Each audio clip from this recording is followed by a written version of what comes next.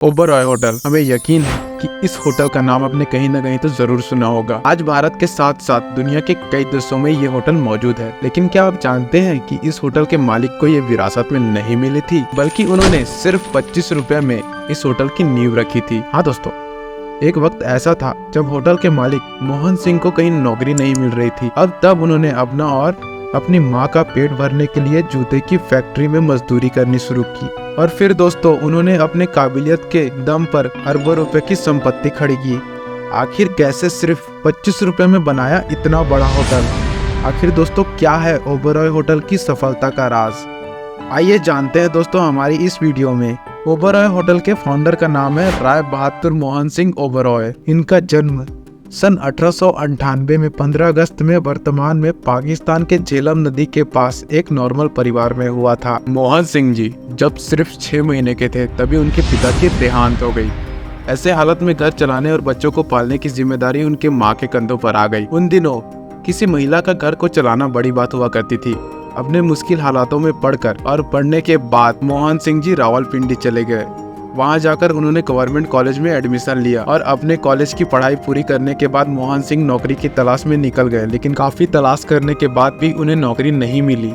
नौकरी की तलाश में भटक रहे मोहन सिंह को उनके दोस्त ने टाइपिंग और स्टेनोग्राफी सीखने को कहा। अपने दोस्त की बात मानते हुए उन्होंने अमृतसर में टाइपिंग इंस्टीट्यूट में टाइपिंग सीखना शुरू कर दिया। लेकिन बहुत जल्द ही उन्हें पता चल गया कि इससे भी उन्हें नौकरी नहीं मिलने वाली और इस तरह वो और ज्यादा परेशान हो गए। उन दिनों बहादुर मोहन सिंह सिर्फ यही सोचते थे कि कैसे भी करके उन्हें नौकरी मिल जाए, जिससे कि वो अपनी माँ के कंधों का बोझ कम कर सके। बहुत ढूंढने पर भी जब कोई नौकरी नहीं मिली तब उन्हें अमृतसर में रहना भारी पड़ने लगा, क्योंकि बड़े शहर में रहने के लिए उन्हें ज्यादा पैसे खर्च करने पड़ते थे। ऐसे में उनके पैसे खत्म हो रहे थे। इन्हीं सब चीजों से तंग आकर वो अपने गाँव वापस चले गए।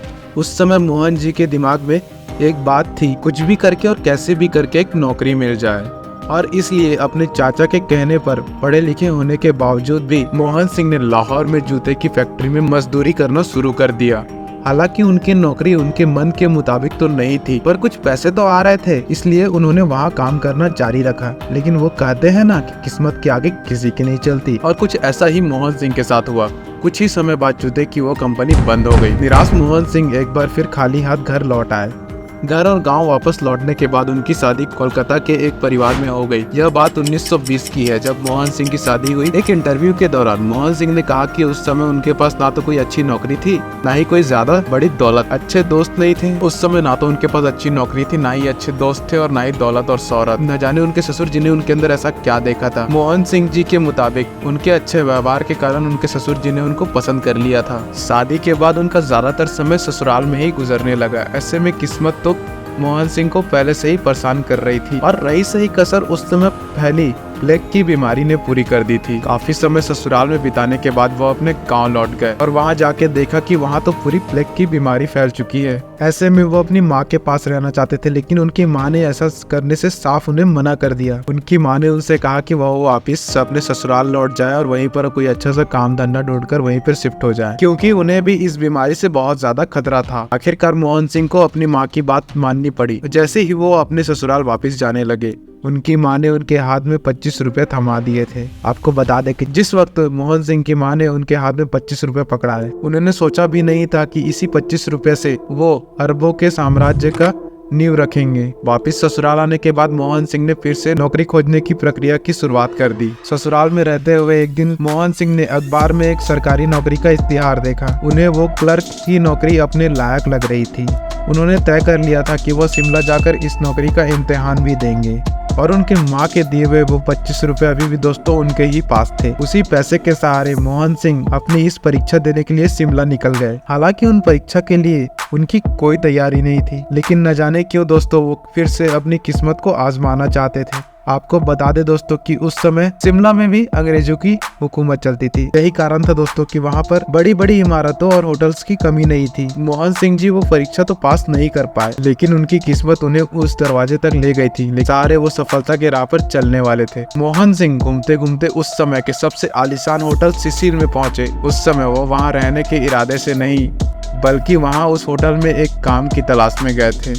वैसे यूँ तो कहे तो ये अंधेरे में निशाना लगाने के बराबर था, और दूसरी तो उनकी किस्मत जो बना बुनाया काम भी बिगाड़ देती थी। लेकिन दोस्तों इस बार उनकी किस्मत उनके ऊपर बहुत मेहरबान हुई और उस होटल के इंग्लिश मैनेजर ने उन्हें नौकरी पर भी रख लिया। और इस तरह से दोस्तों मोहन सिंह को 40 रुपए पर मंथ के हिसाब से वहाँ पर नौकरी मिल गई। मोहन सिंह दोस्तों वहीं पर रह के अपनी नौकरी भी करने लगे और इसके साथ साथ ही बहुत आगे तरक्की भी की उन्होंने। मोहन सिंह ओबरॉय सिसिल होटल में मैनेजर, क्लर्क, स्टोर कीपर, इन सभी चीजों का काम खुद ही संभाल लेते थे। और दोस्तों अपनी इन्हीं कोशिशों और कड़ी मेहनत से उन्होंने वहां के पूरे स्टाफ मेंबर का दिल जीत लिया था। ब्रिटिश मैनेजर 6 महीनों के छुट्टी के लिए ब्रिटिश वापस चले गए थे और उस दौरान वो अपना सारा काम मोहन सिंह ओबरॉय को सौंप कर चले गए थे। मोहन सिंह ने उस दौरान होटल के प्रॉफिट को 2 गुना से भी ज्यादा कर दिया था। इन्हीं सब चीजों से खुश होकर वहाँ के मालिक ने उन्हें क्लर्क से वहाँ का कैशियर बना दिया था और उनकी सैलरी भी बढ़कर 50 रुपया हो गई थी। इन सब चीजों के बाद मोहन सिंह अपनी पत्नी हिसार देवी को भी शिमला लेकर आ गए। इसके बाद होटल में काम करते हुए मोहन सिंह और उनकी बीवी साथ में काम करते हुए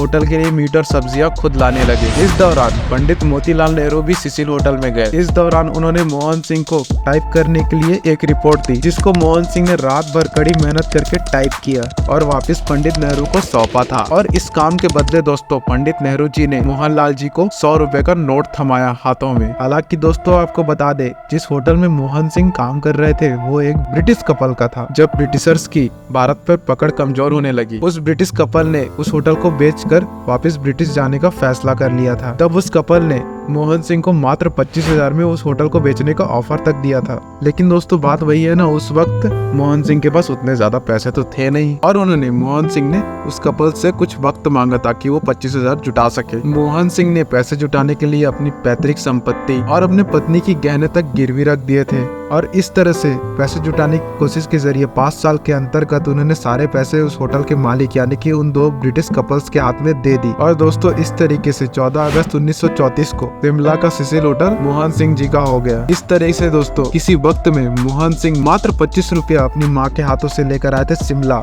और आज के दिन वो शिमला के सिसिल होटल के मालिक बन चुके थे। और दोस्तों आपको बता दे कि इस होटल को खरीदने के बाद मोहन सिंह ओबरॉय ने कभी पीछे मुड़कर देखा ही नहीं। इस होटल के बाद मोहन सिंह जी ने 1947 में ओबरॉय पाम बीच नाम से एक होटल भी खोला और साथ ही साथ मर्क्यूरी ट्रैवल नाम से एक ट्रैवल एजेंसी भी ओन करते हैं। और इस तरीके से 1949 में the east India hotel company की शुरुआत की और उन्होंने दार्जिलिंग के तरफ कई सारे होटल खरीदे।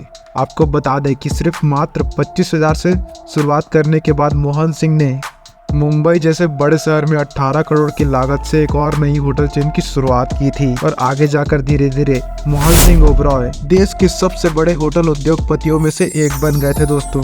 और आज के दिन दोस्तों ओबरॉय होटल ग्रुप होटल्स की सबसे बड़ी चेन मानी जाती है पूरे भारत में।